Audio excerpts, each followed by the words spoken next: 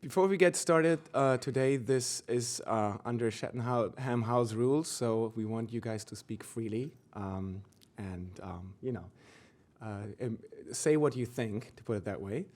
But let me welcome you all. I'm super happy to have you here for the Global Standards Leadership Conference for the second time, actually, to have so many experts on standards, SEPs, IPR in one room. That's amazing. And actually, standards, I think, is, as we would all agree, a success story. When you think about the past 10, 20 years, standardized technology has really advanced a lot. I'm actually old enough to remember that when I came first to the US for high school 22 years ago, I brought my German phone and it wouldn't work, right? I had to buy an American phone with an American contract. And I think, this is working? I think we called those brick phones back then, right? And a lot changed since then. I actually went back for holidays to New York City. The first time I learned the word roaming was when I got a very expensive telephone bill after my vacation, right? But today you travel, you connect everywhere in every country seamlessly, so that we all know is only happening because we have common standards. And I think that is something we should remember. But even more, it's not only your phones that are connected. Many of you live now in connected homes. You connect your phone to your security, your TV setup boxes. I actually, just as IPBC, a few days earlier, was talking to a lawyer from Munich. And suddenly, his phone rang. And there was a video of his house in Munich with a delivery guy in a package. So he could talk to that guy. He opened with his phone the garage, and he delivered the package, right? And I think that is, it's a simple thing, right? I mean, we all think, yeah, obviously that works, but I think 10, 20 years ago, probably we would all agree this is more sci-fi technology, right? But that's reality today. So you can do those things, and I think we all have to appreciate that, a lot of that is because we have a standardized technology that works worldwide. 6,000 miles from here, your home in Munich in Germany. But while standardized technology has been really advancing, and also in general, digital technology has been connecting, our worlds together, I think we can also see that our worlds are not, really as united as it could be, right? We do have geographical challenges. I think some of you may have heard the 3GPP plenary session taking place in Taiwan right now. Chinese companies were not allowed to travel there, right? So they're developing 5G without Chinese people.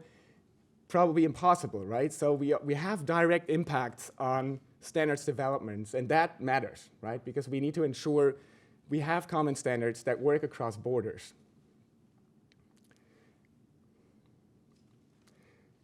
And I think we all would appreciate also, all of our jobs right now are really dependent on communication, right? We all are, on the internet. The internet is a standardized protocol that we all very much depend on. I think all of our jobs will be impossible without that. And I think we are here, a group of people from all over the world. We speak different languages. We come from different cultures. And I think that's super exciting. I love to hear, different people, different languages.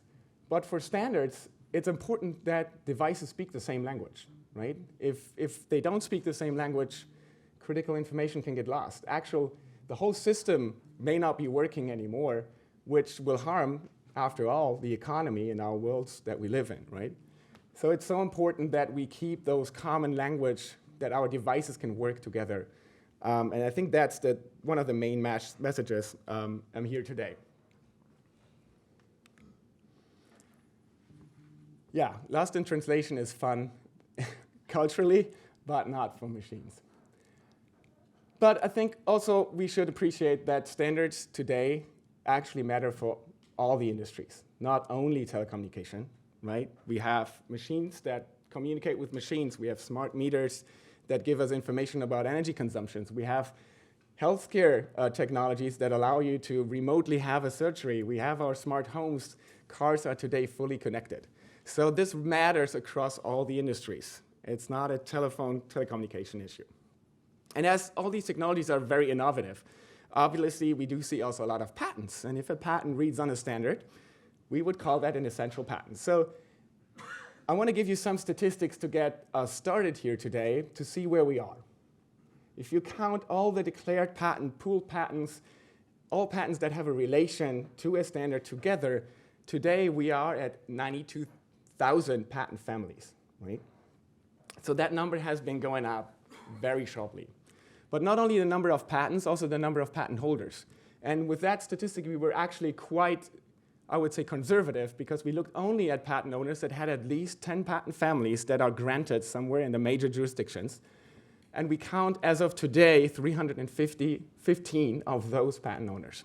So we do see there is some fragmentation, in ownership, even though we know not all of these companies will license out these patents, but still those companies are somehow interested in standardized technologies.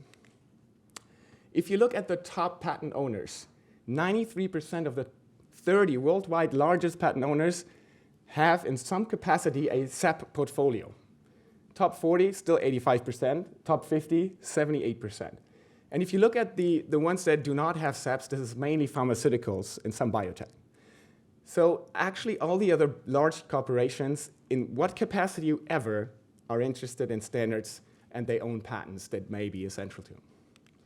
But also, of course, when we talk about SAP licensing, we have to appreciate that this is a very skewed distribution, as we would say as economists. So the top 10 patent holders already have 60% of all the patents, right? And then the top 20, 83%. So we have a pretty large long tail. That's what an economist would call it.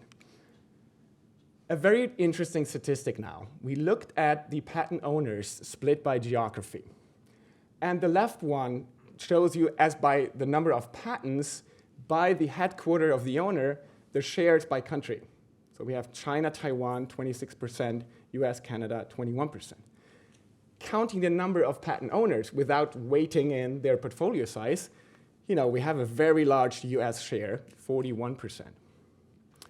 And I think probably all of you would say now, when you look at, and this is, by the way, the top 500 SAP owners. And we would probably know that many of those top 500 are, in fact, net licensees, right? So the next statistic we wanted to look at all those companies where we know that are standard implementers. And we looked at the major technologies: cellular, wireless, video codec, and wireless charging. And we looked at 1,500 implementers. And here, interesting, the majority of standards implementers are US and China. Actually, 2/3 of all the companies that implement standards today are coming from those regions. And they can even break it out by standardized technologies. And I thought, interestingly, that China was really dominating the cellular space. So from the largest implementers, they come from China, Taiwan, more than 50% of those companies. So just some statistics for you to get started and maybe also have some discussion about it. This conference today is not organized by me only, it's organized by me and my co-founders. Justus Barham from Northwestern Chicago, Kirti Gupta from CSIS. And Kirti is actually here virtually. She's in India right now. And I think I told you the story maybe last year if you went to our first event, but for all those who were not here, I just wanted to give you some background. The three of us met like over 10 years ago. We all started our careers in the SAP and standard space. Kirti went on, she worked for Qualcomm for years, and especially in the last years, she focused more on discussing the larger policy questions around standards policy and IPR policy. Justus actually became an academic researcher. He built a community of economic researchers that use mostly empirical SAP and standards data to do research. And I went off, we founded IPlytics. We worked mostly with the industry, helping the SAP licensing executives and the SAP portfolio managers. And we met and we thought, why don't we bring our worlds together, the policymakers, the academics, and the industry, and have a conference where we bring those people in one room and discuss those topics, in a more broader sense. So again, thank you, Justus and Kirti, for co-organizing this event. I'm very much looking forward to having you guys in today.